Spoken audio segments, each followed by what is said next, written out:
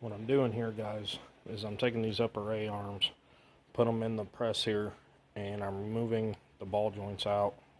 You can see I got the pivots cleaned out here, both sides. Getting the whole A arm cleaned up and ready to go, because that, along with many other parts, are going to be going out to powder coat. Getting all the old parts out of the way, and then after the powder coat, I'll be installing new joints here, new ball joints, new wheel bearings, the works.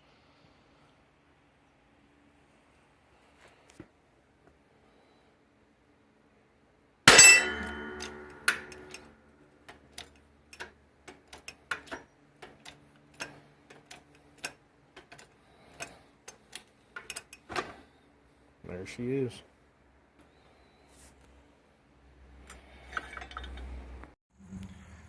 Hey guys, what's going on? Turtle with Turtle Cycles here again. If you've been following the channel, I've been doing a rebuild on a CanAm Outlander 800 Max XT model. And in teardown, I decided to take a few parts and take them in powder coat. So if you look here, I've got the two lower A arms, the two upper A arms, the rear trailing arms. I've got the front and rear racks in there, along with the front and rear bumpers. This is all going to be getting powder coated orange. I'm actually loading it up right now to take it down to my buddy at the powder coating shop, Bent Wheel Solutions. They do really good work down in St Albans, West Virginia.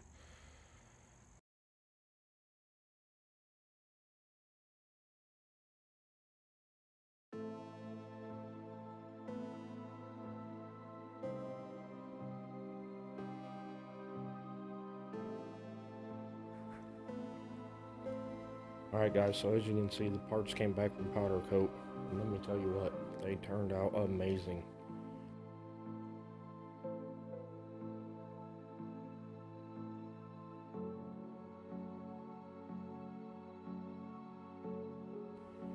That color there is called Illusion Orange, and you can pick up this powder through a website called prismaticpowders.com. And here in the garage, it does no justice. You gotta see these things in person out in the sun. Man, it really pops. It's like glass candy. It's just so smooth and shiny. But the part where I made the mistake was I forgot to ask them to tape off the inside of certain areas where the wheel bearings go. So now I'm going to tape off the outside here and protect the outside. I'm going to go inside here with a Dremel and try to sand that out, knock that surface off, make it a lot easier for the bearing to be pressed in without causing any damage. So keep that in mind anytime you paint any parts, powder coat any parts. That was my mistake for not telling them. Alright, so I got it taped off like I was saying, and it doesn't need to be absolutely perfect because I don't plan on coming up on the shoulder at all. It's more for leaning against it and whatnot, because the main purpose is to get down inside here and do these walls all the way down to that lip there. So let's get to it. Seems to be turning out pretty nice. Coming out pretty good inside. Still going to go over it and smooth it down just a little bit better. Get the rest of those ridges off from that powder. But overall, it's coming along. Again, the main goal here is to make that smooth, get that wheel bearing pressed in there without causing too much extra stress, either on the body here or on the wheel bearing itself, causing that to bind up. Alright, so here you go, guys. You can see that I got that inside cleaned out pretty good, and you can run your finger across it. I know you guys can't feel that, but it feels pretty good. Got the ridges out. What you're seeing in there is just this different shines from the wheel in there, cleaning it, but it's pretty smooth. Should do good getting the bearing in there. So let's get to that next. I wanted you guys to see this here. See how smooth that bearing is going in there? That's what we was looking for. Nice and easy.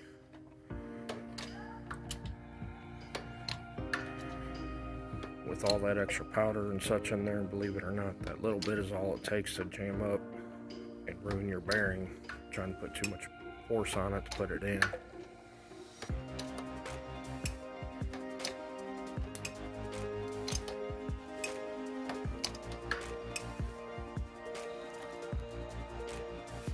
And there she is, guys. Set in there right where she needs to be. You already got the snap ring in. Left everything nice and clean. Now I'm going to repeat the process on the other trailing arm. It's wheel bearing and the internal sleeve for the pivot point where it mounts on the frame. But the last one worked out great, so now I'm going to go ahead and hit this one out really good.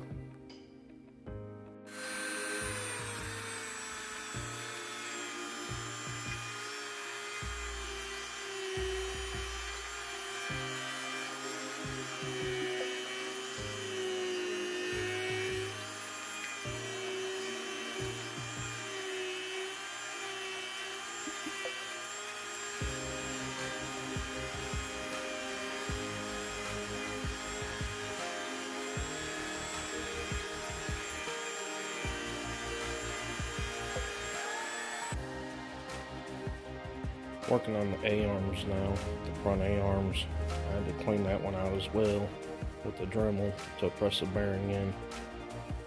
That's an actual ball joint press that I bought a while back for automotive, but it works great for ATVs if you line things up right. I got an oversized cup on the bottom to allow the excess from the bottom of the ball joint to pop out there. Deep socket sitting,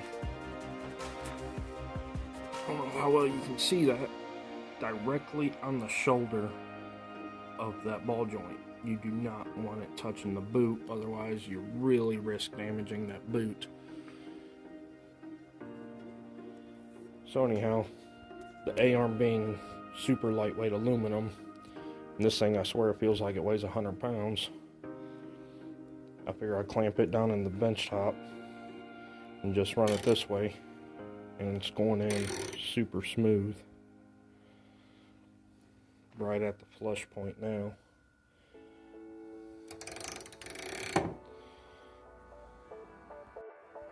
And there she is, folks.